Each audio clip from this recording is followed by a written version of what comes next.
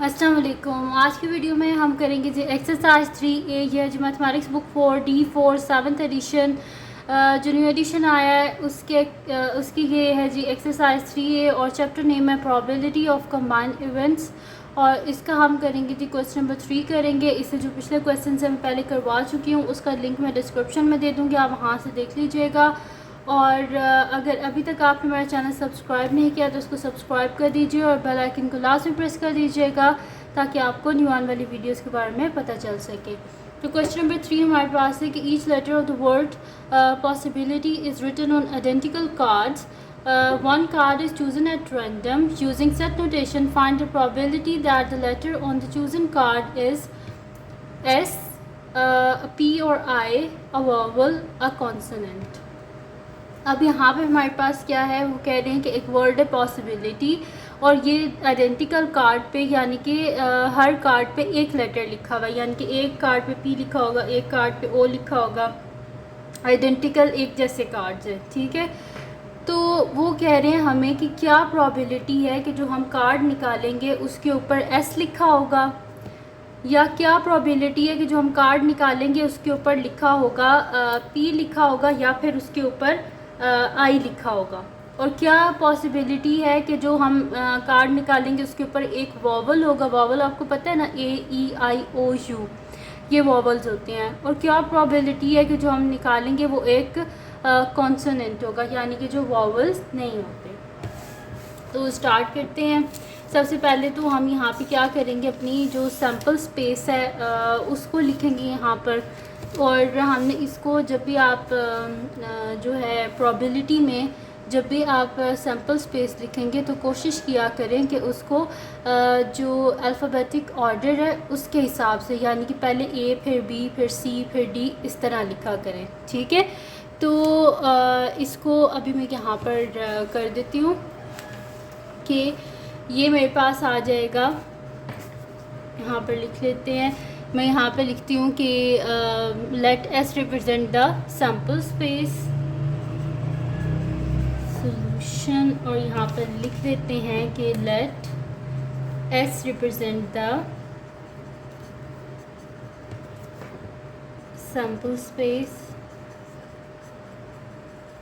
ठीक है जी। तो एस क्या है हमारे पास, यहाँ पर सबसे पहले क्या आ जाएगा, बी आ जाएगा। फिर हमारे पास क्या आएगा, आई कितनी दफ़ा 1 2 3 टाइम्स है, तो इसको कर देते हैं I1 I2 और I3।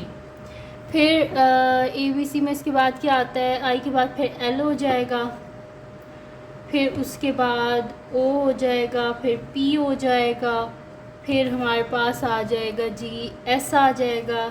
S दो दफ़ा इस वजह से S1 और S2, और फिर आ जाएगा T, और फिर लास्ट में आ जाएगा Y। टोटल कितने लेटर्स हैं ये, 1 2 3 4 5 6 7 8 9 10 11, और यहाँ पर भी देख लें 1 2 3 4 5 6 7 8 9 10 11, ठीक है।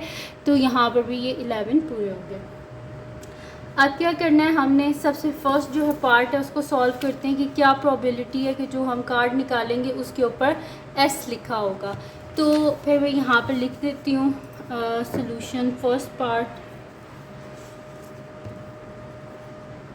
यहाँ पे मैं लिख देती हूँ कि probability the letter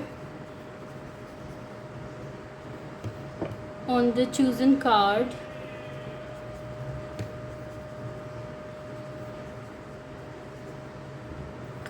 is S, ठीक है। कि क्या प्रोबेबिलिटी है कि जो हमने कार्ड चूज़ किया है उसके ऊपर क्या लिखा हुआ है, एस लिखा हुआ है। तो इसमें देखिए एस कितनी दफ़ा है, 2 टाइम्स एस है ना, और टोटल ये कितने लेटर्स हैं हमारे पास, 11 है। तो क्या पॉसिबिलिटी है, हमारे पास 2 एस हैं और टोटल 11 है। तो जाहिर सी बात है हमारे पास क्या प्रोबेबिलिटी है कि 2/11 प्रोबेबिलिटी क्या होती है हमारे पास, प्रोबेबिलिटी हमारे पास होती है possible outcomes divided by total number of outcomes, ठीक है जी। तो ये हो गया हमारे पास फर्स्ट पार्ट इसका। अब चलते हैं सेकंड पार्ट की तरफ, और ये फर्दर आगे डिवाइड नहीं हो रहा है, इस वजह से हम इसको ऐसे ही रहने देंगे। सॉल्यूशन सेकंड पार्ट हमारे पास है कि पी और आई, ठीक है। क्या प्रोबेबिलिटी है कि जो हम लेटर निकालेंगे, जो कार्ड निकालेंगे उसके ऊपर पी लिखा होगा या फिर उसके ऊपर आई लिखा होगा। तो मैं यहाँ पे लिख देती हूँ कि P से होता है प्रोबेबिलिटी, ठीक है। Probability the later on the card, the later on the chosen card is P और NI, ठीक है। कि क्या हमारे पास प्रोबेबिलिटी है कि जो हम कार्ड चूज़ करेंगे उसके ऊपर P होगा या फिर I होगा। तो यहाँ पर I कितनी दफ़ा हमारे पास 1 2 3 टाइम्स I है और P कितनी दफ़ा है, बस एक दफ़ा ही है। तो 3 + 1 क्या होता है 4। तो यानी कि पॉसिबल हमारे पास जो हैं आउटकम्स कितनी है 4 हैं और टोटल नंबर ऑफ़ हमारे पास यहाँ पे सैम्पल स्पेस में कितने आउटकम्स हैं 11। तो 4/11 होते हैं हमारे पास, ठीक है जी। यहाँ पर हो गया हमारे पास इसका सेकंड पार्ट भी सॉल्व। अब करते हैं इसका नेक्स्ट पार्ट जो कि हमारे पास थर्ड पार्ट है। थर्ड पार्ट में लिखा हुआ है कि क्या प्रोबेबिलिटी है कि जो हम कार्ड निकालेंगे उसके ऊपर वॉवल लिखा होगा, यानी कि या तो A लिखा होगा या EIOU। यानी कि ज़ाहिर सी बात है इसमें अब U तो है नहीं हमारे पास, जो गिवन वॉवल्स हैं यहाँ पर I और O, उनमें से क्या पॉसिबिलिटी है कि वही निकलेंगे। तो मैं यहाँ पे लिख लेती हूँ सॉल्यूशन थर्ड पार्ट। तो यहाँ पे लिख देती हूँ probability the letter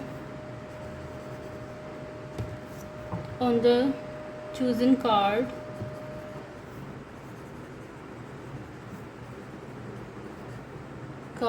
is a vowel.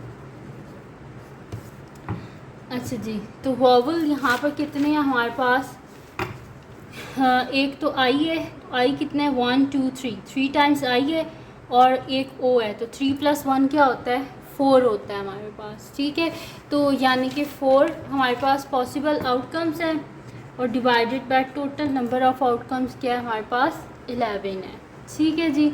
तो यहाँ पर हमारे पास इसका थर्ड पार्ट भी हो गया। अब हम करते हैं इसका लास्ट पार्ट। तो मैं यहाँ पे लिख देती हूँ सोल्यूशन फोर्थ पार्ट। और फोर्थ पार्ट में हमारे पास क्या है कि जो हम कार्ड निकालेंगे उसके ऊपर एक कॉन्सोनेंट होगा, यानी कि वॉवल नहीं होगा। तो मैं यहाँ पे लिख देती हूँ probability the later on the chosen card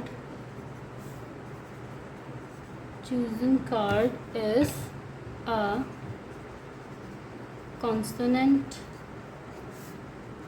तो कॉन्सोनेंट निकालने के लिए हम क्या करेंगे यहाँ पर कि हम टोटल आउटकम्स, यानी कि प्रोबेबिलिटी में टोटल अगर आपने करना हो तो उसको आप किससे रिप्रेजेंट करते हैं 1 से। तो हम क्या करेंगे टोटल में से माइनस कर देंगे हम जो हमारे पास प्रोबेबिलिटी आई थी वॉवल्स की। या जाहिर सी बात है जब टोटल में से वॉवल्स को माइनस कर देंगे तो पीछे कॉन्सोनेंट्स ही बचेंगे ना। तो 1 - 4/11।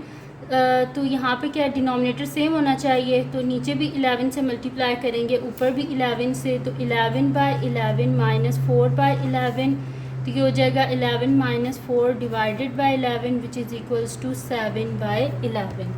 तो यानी कि प्रोबेबिलिटी हमारे पास आई है कि जो कार्ड है उसके ऊपर कॉन्सोनेंट होगा वो हमारे पास है 7/11 है। और अगर आप इस तरह नहीं करना चाहते आप डायरेक्ट भी इसको कर सकते हैं कि अगर सैम्पल स्पेस में से आप वॉवल्स को छोड़ दें तो पीछे क्या बचेगी आपके पास, कॉन्सोनेंट कौन सा है 1 2 3 4 5 6 7। वैसे भी आपके पास आ रहा है 7/11। अगर डायरेक्ट करना चाहते हैं तो आप इस तरह भी कर सकते हैं कि वॉवल्स बीच में टोटल 4 हैं, तो 11 में से 4 को माइनस करें तो पीछे क्या आ जाएगा आपके पास 7। तो यानी कि 7/11 आपके पास आ जाएगी प्रोबेबिलिटी कि जो हम कार्ड निकालेंगे उसके ऊपर कॉन्सोनेंट होंगे, ठीक है जी। तो ये था हमारे पास इसका आंसर। इससे आगे फर्दर सॉल्व नहीं हो सकता क्योंकि ये दोनों किसी एक टेबल में नहीं आते। तो ये थी जी आज की वीडियो जिसमें मैंने आपको करवाया एक्सरसाइज 3A का क्वेश्चन नंबर 3। तो अगर ये वीडियो आपके लिए हेल्पफुल है तो इसको लाइक कीजिएगा, मेरे चैनल को सब्सक्राइब कीजिएगा और बेल आइकन को लाजमी प्रेस कर दीजिएगा ताकि आपको न्यू आने वाली वीडियोस के बारे में पता चल सके। और जो मेरा सेकंड चैनल है जिसके बीच में कुकिंग की, क्राफ्ट्स की, रिडल्स की, ट्रैवलिंग की वीडियोस हैं, उसका लिंक भी डिस्क्रिप्शन में, उसको भी सब्सक्राइब कर दीजिएगा और अपनी दुआओं में लाजमी याद रखिएगा। अल्लाह हाफ़िज़।